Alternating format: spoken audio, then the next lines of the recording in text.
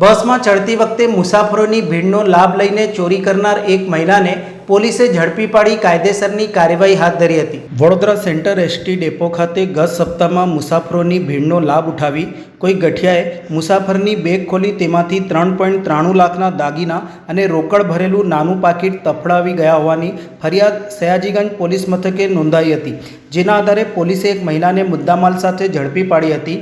આ બનાવ અંગે શહેરના સયાજીગંજ પોલીસ ઇન્સ્પેક્ટર ધાસુરાની સૂચના અને માર્ગદર્શન હેઠળ અલગ અલગ ટીમો બનાવી તપાસ હાથ ધરવામાં આવી હતી। હેડ કોન્સ્ટેબલ મુકેશભાઈ અને કોન્સ્ટેબલ રાહુલ કુમારે ડેપોના સીસીટીવી ચેક કરતા એક મહિલા પાકીટ તફડાવી રિક્ષામાં બેસીને પંડ્યા બ્રિજ તરફ જતી જોવા મળી હતી।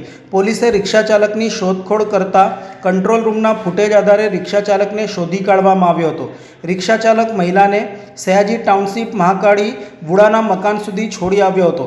બાદમાં મહિલા વિશે વિગત મેળવતા તે દાહોદ જિલ્લાના ગરબાડાના દેવદા ફળિયામાં રહેતા લીલાબેન ઉર્ફે માદી સુકિયાબાઈ દેવદા હોવાનું જાણવા મળ્યું હતું। બાદમાં પોલીસે એક ટીમને ગરબાડા રવાના કરી લીલાબેનને ઝડપી પાડતા તેની પાસેથી ચોરીમાં ગયેલ સોનાનું મંગળસૂત્ર, સોનાની ચેન, સોનાના ઝુમ્મર, બુટ્ટી, કડી, વીંટી અને રોકડ મળી 3.93 લાખનો મુદ્દામાલ કબજે કરી વધુ કાર્યવાહી હાથ ધરી હતી।